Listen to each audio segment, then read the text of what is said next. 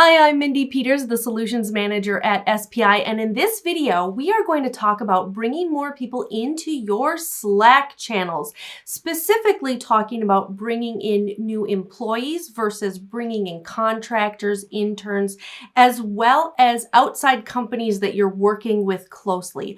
What are the different permission types, the different role types, and how does that affect your billing?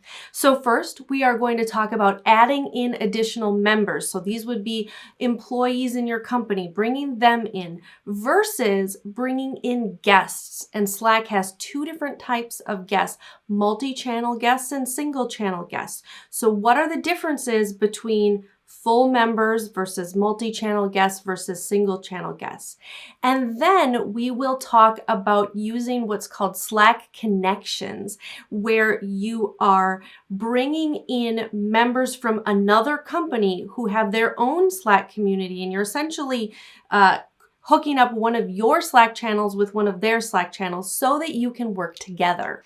This question came to me from a member of the SPI Pro community, and specifically, here is what the member wanted to know. They are in the process of expanding their employee base and expanding the number of contractors that they work with. And they were wondering, how do I do this in Slack?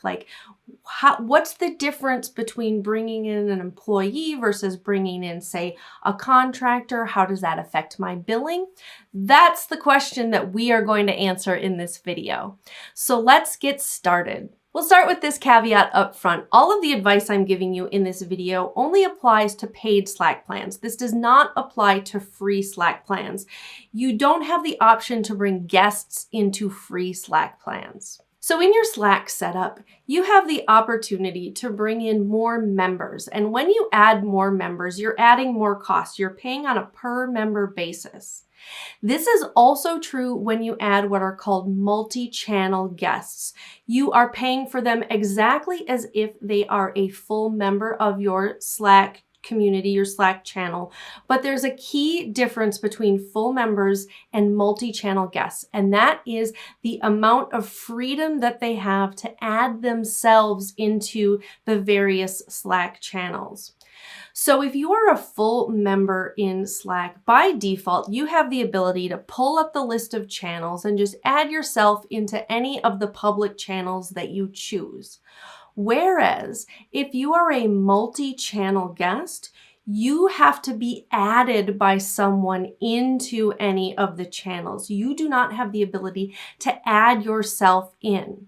And so this can be a great tool for differentiating between your regular full-time employees in your business and contractors that you are bringing in. Even if it's a contractor who has a lot of access to your company and you're working with quite closely, you still may not want to allow them the freedom to sort of add themselves into conversations where you have not invited them. This is where making a differentiation between full members, your employees, and multi-channel guests, your contractors, can be really, really useful. Let me show you what this looks like in Slack. First, I'm going to pull up the profile of a full member in our Slack community. So that would be one of SPI's full-time employees versus a multi-channel guest, which would be a contractor that we work with on a regular basis. So first we'll look at my profile. I'm a workplace admin, which means I have the ability to add and remove people from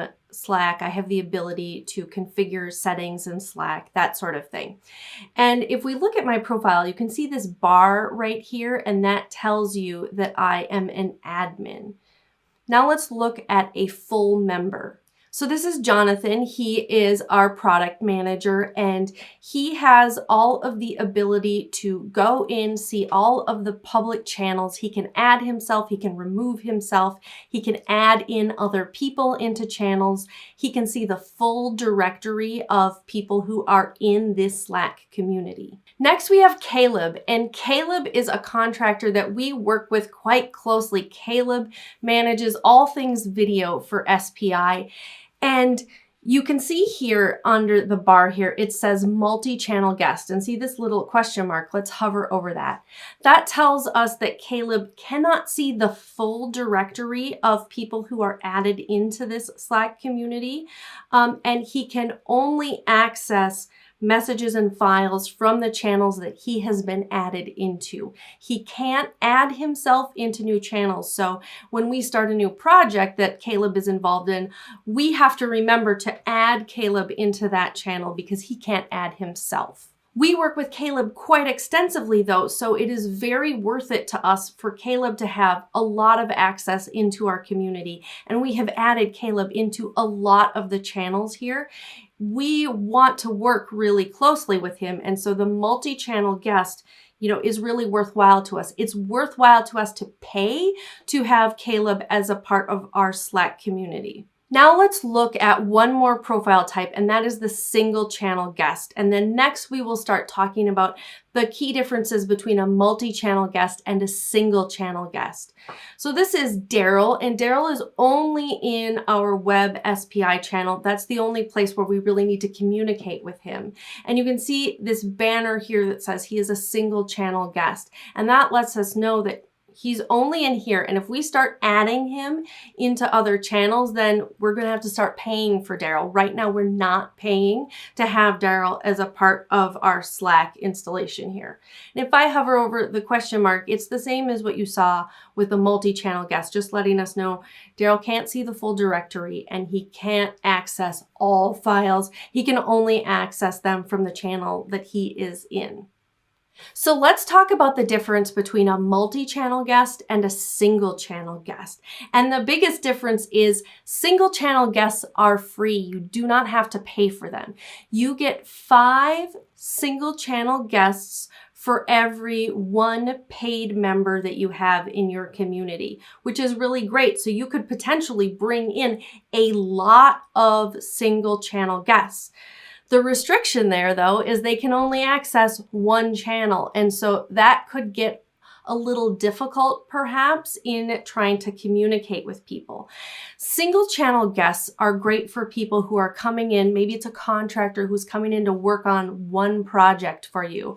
So, at SPI, we have blog posts and podcasts. We have videos. We have courses. We might bring in a single channel guest if, say, we're working with a designer specifically to help us, build out the assets for one brand new course. But if then we started working with that developer on, hey, let's redesign, the graphics for all of our courses and let's start working on our podcast graphics. That's a point at which having them in only a single channel might get really restrictive, and we may wish to have them, in all of the other channels, in which case we would need to start paying for them to be a multi-channel guest. Single channel guests are also much more restricted in their ability to take certain administrative actions inside of Slack, which is good. You generally would want to not grant that access to a guest.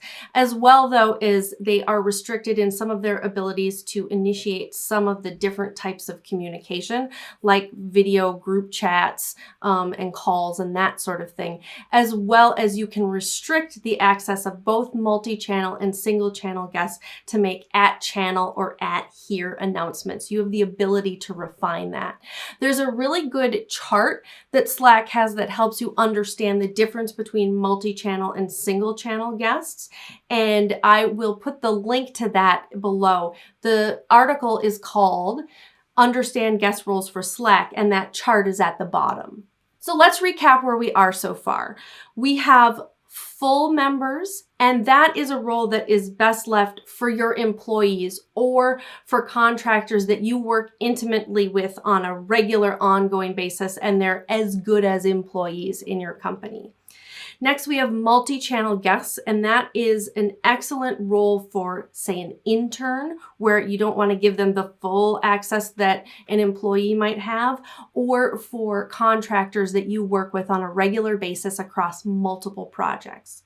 Finally, we have that single channel guest, and that is the one that is free, and that is the most restricted. That would be great for a contractor that you are working with, on an individual project project or for some kind of contributor who's working with you on a single project. Now, how do you add members and guests into your Slack community? Here's what you do. You'll go up here to Slack and go to Settings and Administration and go to Manage Members. From here, you can see all of the people who are currently in your community or who were ever in your community before but have been deactivated. And if you would like to invite someone new, we'll click on Invite People. And here is where you can add in their email address. And then from this drop down, you will determine what type of member they are. You'll see that when you choose guest as your member type, you get a few more fields you need to fill in. So here is where you put in the channels that they'll be added into. And then one of the things that you have the ability to do is to set a time limit. So if this is, say, like an intern who will be working with you for 3 months, you could come in here under custom and set that so that their access automatically expires on their end date. And again, if you want to read more about how guests work, there's a great help article. Just click on Learn More About Guests. And that will open up that guest roles article in Slack support. Now there is one more guest type, and that is called Slack Connect. And this is where you are connecting one channel in your Slack setup with one channel in someone else's Slack setup. This is great for partner organizations. Maybe it is a software product that you work with so closely that you have multiple contacts in that business and you want to be able to communicate with those. Or you are working on sort of a co-branded project together. Slack Connect could be a really great choice there. And what's great about that is you are able to connect with these folks in a single channel, but to them, it looks like it's in their Slack setup. So they're not having to switch between Slack communities in order to communicate with you. It's a lot smoother of a way to work with somebody in another company. So here are our Slack connections, and you can see we've got a few different co-channels set up here. Let's focus on this one with Circle, which is the software product that we use to manage our SPI Pro community and our SPI Academy community. And we have a direct conversation going with members of the Circle team wherein we can ask them questions, we can make sort of product suggestions. They let us know about things that are coming down the road that we are going to want to roll out to our community. It's a really great way for us to communicate directly with them in a way that is far more efficient than email. So the first thing that you do is you create the channel that you would like, and we tend to name ours just SPI dash whatever the other company name is. So once you have that set up, you'll go into the upper right-hand corner here where you can see all of the members and click on that. And then you can add people and you'll click on that and you will add in the email address for the people that is their sign-in email address for their Slack community. So you'll need to have a conversation quick, get those email addresses from anyone you need to add in. Then you can add it right in here under Add People. So once you've added those people in and they've accepted the invitation, now you can have a conversation with each other. To both of you, it feels like it's in your Slack community and it works really smoothly. All of the channels like that end up getting grouped together under connections. Now that might change in the future. Slack's always kind of rearranging the dashboard, but for right now, that's where you're going to find it. Slack has a good help article about using Slack Connect and it answers some more specific questions. We'll put that link below. If you're not already using Slack but would like to, you could sign up using the SPI affiliate link. That way we get a little benefit from it as well. Go to smartpassiveincome.com/getslack and you'll get a $100 credit. This question came to us out of the SPI Pro community, which is a supportive community of other entrepreneurs who are helping each other succeed in their businesses. If you would like to learn more about SPI Pro, you can go to smartpassiveincome.com/pro.